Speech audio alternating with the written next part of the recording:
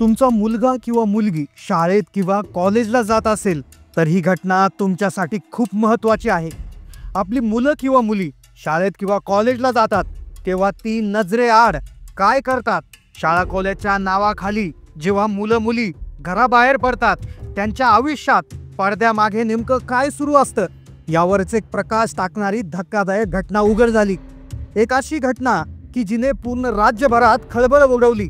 एक अशी घटना जी पुण्यातील मुलीच्या बाबतीत घडली। ही घटना प्रत्येक पालकासाठी एक गंभीर इशारा आहे। तुम्हाला वाटेल आमचा मुलगा किंवा मुलगी अशी नाही, असा नाही, पण अशा घटना घडत आहे। शाळा किंवा कॉलेजला गेलेले मुलं मुली असे काही पराक्रम करत आहेत की जे उघडकीस आल्यावर पूर्ण समाजामध्ये एक मोठी चिंता पसरत आहे। आता पुण्यातील या मुलीच्या बाबत काय घडलं ज्यामुळे पूर्ण राज्यात चर्चा सुरू झाली, यातून पालकांनी नेमका काय बोध घ्यायचा आहे।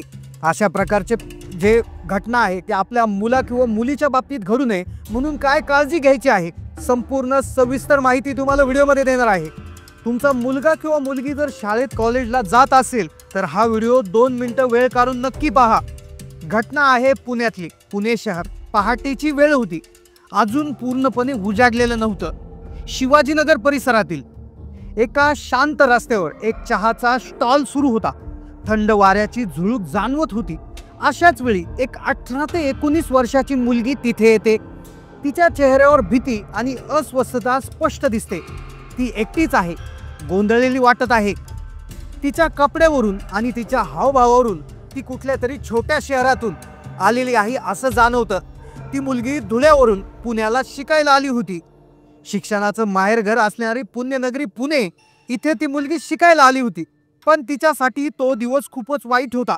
पहाटच्या वेळी चहाच्या दुकानावर ती मुलगी नेमकं काय करत होती, बेदरलेल्या अवस्थेमध्ये ती तिथे काय करत होती हे ऐकल्यावर तुम्हाला नक्कीच आश्चर्याचा धक्का बसेल। चहाच्या दुकानाजवळ ती उभी होती। ती तिथे उभ्या असलेल्या एका व्यक्तीजवळ जाते। थोडी लाजत आणि थोडी घाबरलेल्या परिस्थितीत ती मुलगी असते। ती त्या व्यक्तीला म्हणते, दादा माझा फोन स्विच ऑफ झाला आहे आणि मला एक अत्यंत महत्त्वाचा फोन करायचा आहे, प्लीज तुमचा फोन वापरायला द्याल का। त्या व्यक्तीने तिला फोन दिला। तिने लगेच नंबरवर कॉल लावला, पण दुर्दैवाने पलीकडून कुठलाही प्रतिसाद मिळाला नाही, कॉल लागला नाही। ती आणखीनच अस्वस्थ झाली, तिच्या डोळ्यात पाणी तरळले। तिची ती भयंकर घाबरलेली अवस्था पाहून तो व्यक्ती तिला प्रेमाने विचारतो, बाळा काय झालं आहे, एवढी का अस्वस्थ आहे। तेव्हा ती थरथरच सांगते, दादा मी इथे चहा घेतला आहे आणि त्याचे पैसे द्यायला विसरले आहे। माझ्याकडे कॅश नाहीयेत आणि माझा मोबाईल बंद झाल्याने फोन पे, गुगल पे सुद्धा वापर करता येत नाहीयेत। तो व्यक्ती तिला विचारतो, बरं किती रुपये द्यायचे आहेत। ती म्हणते 95 रुपये। तो 95 रुपये पहाटेच्या वेळी चहाच्या स्टॉलवर चहा कितीला असेल, जास्तीत जास्त 15 रुपये 20 रुपये, मग हे 95 रुपये कशाचे झाले। त्या व्यक्तीला आश्चर्य वाटले। तो व्यक्ती त्या चहावाल्याकडे पाहतो आणि त्याला विचारतो, काका हिच्या चहाचं बिल 95 रुपये कसं काय झालं। चहावाला शांतपणे उत्तर देतो, दादा हिने फक्त चहा नाही घेतलाय, हिने एक कॉफी घेतली आहे, एक चहा घेतला आहे आणि 2 सिगारेट घेतल्या आहेत। 2 सिगारेट? पहाटे 5:45 वाजता एक 18-19 वर्षाची मुलगी हे ऐकून तो व्यक्ती जागीच स्तब्ध होतो। तो त्या मुलीकडे पाहतो आणि विचारतो, बाळा तू सिगरेट ओढतेस। सुरुवातीला ती नजर चोरते, काहीतरी सांगायचा प्रयत्न करते, पण तिला शब्द फुटत नाही। थोड्या वेळाने ओशाळून मान खाली घालून ती हो म्हणते। तो व्यक्ती तिला विचारतो, बाळा तुझं वय किती आहे। ती म्हणते 19 वर्ष। तू कोणासोबत आली आहेस। नाही मी एकटीच आली आहे। तू इथे रोज येतेस का। हो मी इथे रोज चहा प्यायला येते। तो व्यक्ती परत त्या चहावाल्याला विचारतो, ही मुलगी इथे रोज येते का हो। चहावाला म्हणतो, नाही दादा ही मुलगी आज पहिल्यांदाच मी इथे पाहतोय आणि ती आज पहिल्यांदाच माझ्या दुकानावर चहा प्यायला आली आहे। आता त्या व्यक्तीला काहीतरी गडबड असल्याची जाणीव होते। तो तिला थोडासा गंभीर आवाजात विचारतो, बाळा खरं काय झालं आहे, तू कुठे होतीस, मला खरं सांग। तेव्हा त्या मुलीने जे काही सांगितलं की ऐकून कोणालाही धक्का बसेल। पूर्ण राज्यभरात खळबळ उडाली। त्या मुलीने सांगितल्यानंतर पालकांमध्ये चिंतेचं वातावरण निर्माण झाले। पहा त्या मुलीने सांगितलं की आदल्या रात्री ती एका मुलासोबत त्याच्या फ्लॅटवर राहायला गेली होती। एक मुलगी जिला शिकायला पुण्यात पाठवले ती परस्पर एका मुलासोबत त्याच्या फ्लॅटवर राहायला गेली होती। रात्रभर तिथे राहिल्यानंतर दुसऱ्या दिवशी पहाटेच त्यांच्यात काहीतरी जोरदार भांडण झालं. भांडण इतकं विकोपाला गेलं की त्या मुलाने त्या मुलीला पहाटेच्या वेळीच त्याच अवस्थेत फ्लॅटमधून बाहेर काढून दिलं. ही मुलगी रडत रडत घाबरलेल्या अवस्थेत पहाटेच्या थंडीत घराबाहेर पडून या चहाच्या दुकानाजवळ आली होती. तिथे आल्यानंतर तिला सिगारेटचं व्यसन होतं हे तिने नंतर कबूल केलं. तिला सिगरेट प्यायची तीव्र इच्छा झाली. तिला माहीत होतं की तिच्याकडे कॅश पैसे नाहीयेत, पण तिच्या मोबाईलमध्ये फोन पे गुगल पे होतं, म्हणून तिने 2 सिगारेटी घेतल्या. पण दुर्दैवाने नेमका त्याच वेळी तिचा मोबाईल पूर्णपणे डिस्चार्ज होऊन बंद पडला. आता बिल कसं द्यायचं, कारण की बिल दिल्याशिवाय चहावाला तिला जाऊ देणार नव्हता.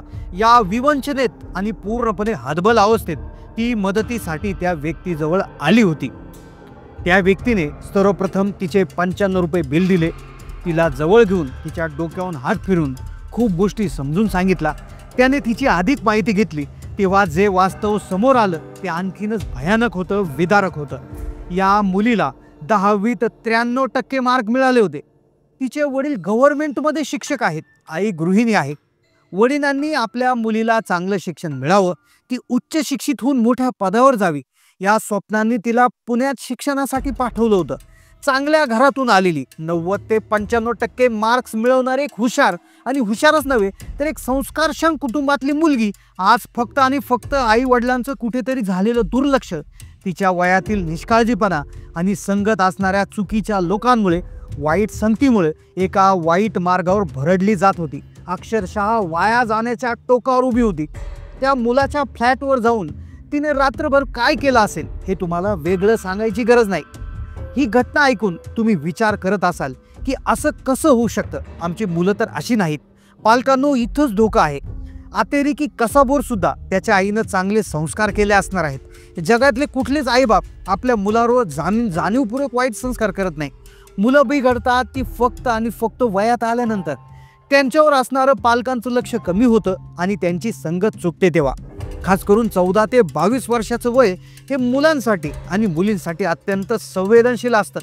फक्त वयात त्यांच्या जगाची आणि चांगल्या वाईटाची त्यांना फारशी ओळख नसते आणि याच वयात त्यांच्याकडून मोठी चूक होती, ते चुकतात. म्हणूनच ही घटना तुमच्यासाठी, माझ्यासाठी, महाराष्ट्रातील प्रत्येक पालकासाठी एक आरसा आहे, एक गंभीर इशारा आहे. तुम्ही तुमच्या मुलांवर विश्वास ठेवला पाहिजे, यात वादच नाहीये. पण विश्वासासोबत सावधगिरी आणि जागरूकता देखील गरजेची असते. तुमची मुलं कुठे जातात, कोणासोबत जातात, त्यांचे मित्रमैत्रिणी कसे आहेत, ते रात्रभर मोबाईलवर काय करतात, कुणाशी बोलतात, याचा मागोवा घेणं म्हणजे त्यांच्यावर संशय घेणं असं नाही, तर त्यांची काळजी घेणं आहे. बाहेर गावी जर शिक्षणासाठी गेले असतील तर मुलांच्या बाबतीत पालकांनी अजून दक्ष राहायला हवं. महिन्यातून 2 महिन्यातून एकदा तरी अचानक जाऊन त्यांना भेटायला हवं. ते कुठे राहतात, कसं राहतात हे स्वतःच्या डोळ्यांनी पाहायला हवं. जर एवढ्या सुशिक्षित, सामाजिकदृष्ट्या चांगल्या स्तरावरील, अगदी श्रीमंत घरातील कुटुंबातल्या मुलीसोबत असं घडू शकतं, तर मग जे पालक अडाणी आहेत, जे पालक जास्त शिकलेले नाहीत, ज्यांना जगाची आणि या नवीन पिढीच्या धोक्यांची फारशी माहिती नाहीये, त्या पालकांच्या मुलांचं काय होत असेल याची कल्पना न केलेलीच बरं.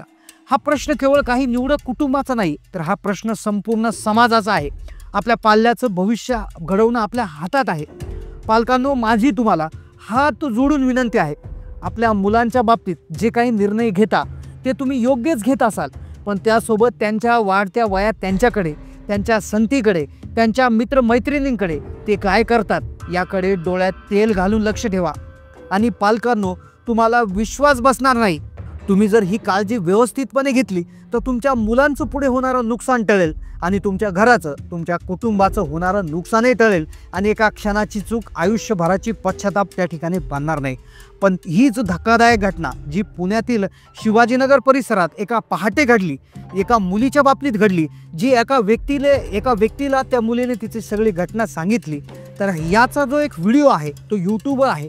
तो यूट्यूबवर हा व्हिडिओ खूप व्हायरल आलेला आहे. तो जवळपास 10 ते 15 लाख लोकांनी हा व्हिडिओ पाहिलेला आहे. मग याचाच अर्थ असा आहे की या गोष्टी खरं तर घडत आहे. आपण त्याकडे डोळेझाक करणं आपल्या पालकाच्या भवितव्यासाठी अत्यंत धक्कादायक आहे.